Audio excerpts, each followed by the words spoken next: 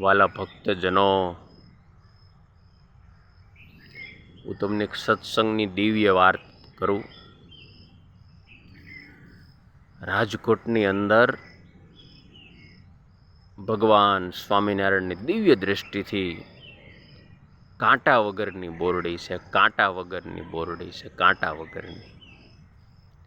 તો આપણને વિચાર આવે કે ખરેખર કાંટા વગરની બોરડી એટલે શું?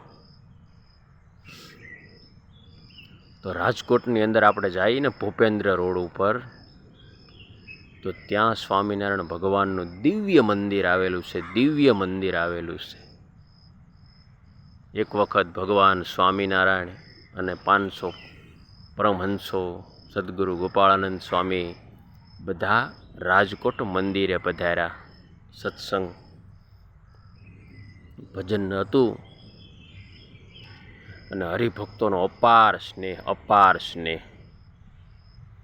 એટલે સત્સંગ કથા વાર્તા કરી અને જ્યારે બોરડીની નીચે કથા વાર્તા રાખી હતી અને ભગવાન સ્વામિનારાયણ પોતાના મુખમાંથી દિવ્ય જ્ઞાન આપી રહ્યા હતા. દિવ્ય જ્ઞાન આપી રહ્યા હતા અને સામે સંતો અને હજારો હરિભક્તોની મેદની આ ભગવાન સ્વામિનારાયણના દિવ્ય જ્ઞાનનો લાભ લઈ રહ્યા હતા, લાભ લઈ રહ્યા હતા.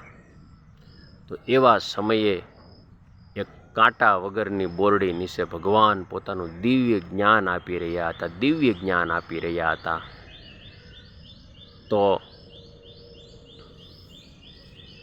જ્યારે સભાની પૂર્ણાહુતિ થઈ ત્યારે ભગવાન સ્વામિનારાયણ ઊભા થયા અને એમની પાઘમાં એક બોરડીનો કાંટો ભરાણો, ઝાડો કાંટાનો. ત્યારે સદગુરુ ગોપાળાનંદ સ્વામી પણ સાથે હતા અને એમણે કીધું કે હે બોરડી, તારી નીચે અનંત કોટી બ્રહ્માંડનો નાથ બિરાજે, તોય તે તારો સ્વભાવ ન મૂક્યો. અને ત્યારે વાલા ભક્તો, સત્સંગની અંદર સુવર્ણ અક્ષરે આ વાત છે અને આજે હયાત બોરડી છે.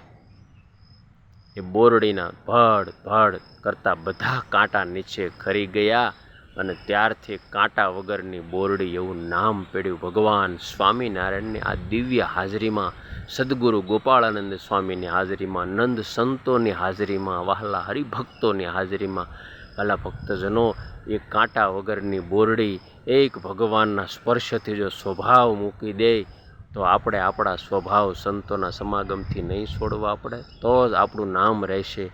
આજ તમે વિચાર તો કરો, ઇતિહાસની અંદર એ કાંટા વગરની બોરડી અમર થઈ ગઈ.